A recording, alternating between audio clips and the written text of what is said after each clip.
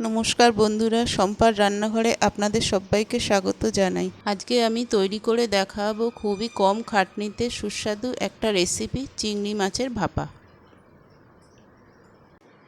এখানে আমি 500 গলদার চিংড়ি কেটে ধুয়ে পরিষ্কার করে নিয়েছি।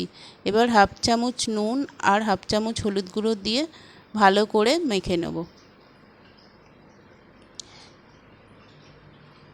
এইবার একটা মিক্সিং জারে 1 চামচ সর্ষে, কালো সর্ষে আর 1 চামচ সাদা সর্ষে নেব, 2 চামচ পোস্ত আর হাফ মালা নারকোল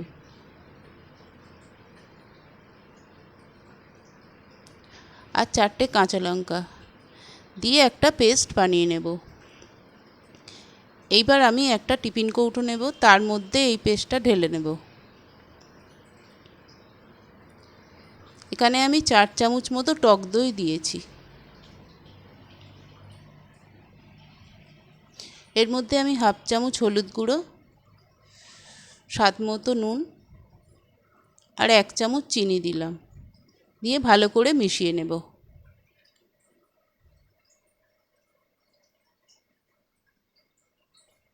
এইবার এর মধ্যে চিংড়ি মাছগুলো আমি দিয়ে দেব, দিয়ে ভালো করে সব একসাথে মিশিয়ে নেব।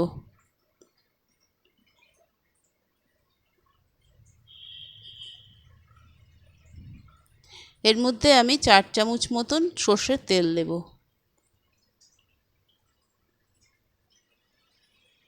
দিয়ে তেলটাকেও আমি ভালো করে মিশিয়ে নেব।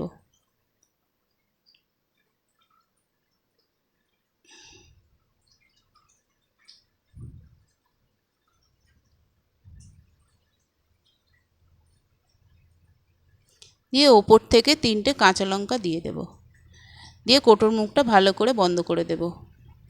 এইবার একটা কড়ায় জল বসিয়ে তার মধ্যে টিফিন কৌটোটা বসিয়ে দেব, দিয়ে কড়াটার মুখে ঢাকনা দিয়ে দেব।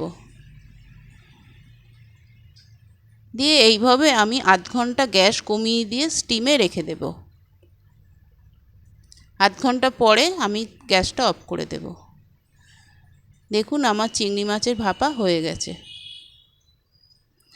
যদি রেসিপিটা ভালো লাগে তাহলে লাইক করবেন, কমেন্ট করবেন, শেয়ার করবেন আর চ্যানেলটাকে সাবস্ক্রাইব করে পাশে থাকার অনুরোধ রইল। নমস্কার।